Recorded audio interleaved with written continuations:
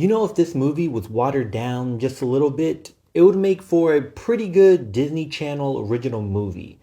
Otherwise, this is an example of what happens when you overcomplicate things, and still, it is not the worst movie I've seen this year, let alone this month. Hello everyone, my name is Max Aaron James. This is a review of the Hulu original, Mr. Crocket, written by Brandon Espy and Carl Reed, directed by Brandon Espy. This film, clearly you can tell, is based on a shorter story that pretty much is culminated into the open that makes up it, or rather is the best part of this movie. I mean, it's a short film within itself, and that alone was good and enough to sell me, but it just stumbles right out the gate after that. This movie felt like a very early draft that left in unchecked dialogue, inconsistencies in the behavior of our antagonist, very questionable choices.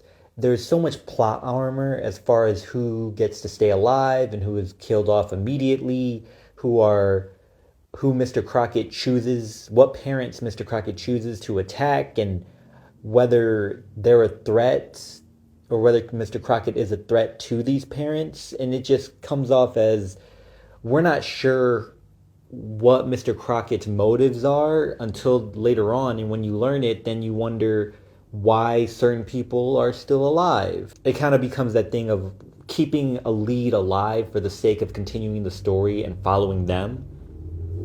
It's like everyone decided to start driving as soon as I clicked record. I'm not even kidding. I just felt there were a lot of conveniences, and I got the idea that Mr. Crocket appeared to children that were in abusive households with abusive parents and very unfortunate situations. But we are given a lead or protagonist that is a pretty decent parent, I would say, who maybe is making a lot of mistakes and letting their child get away with things, but their child is a piece of shit. And still the mother chooses to be a mother and love and give this child what they really want. And still Mr. Crocket appears. And so I got confused as to what are the rules here with Mr. Crocket, and is he just someone that takes all children? And if that's the case, what was the point of presenting all other families in a certain light and not presenting this family in that same light? Again, it felt that this was an early draft, and you could tell it was based off a short story, because once you get that open that I feel was the short story, the short film, it loses its plot after that. And I am disappointed that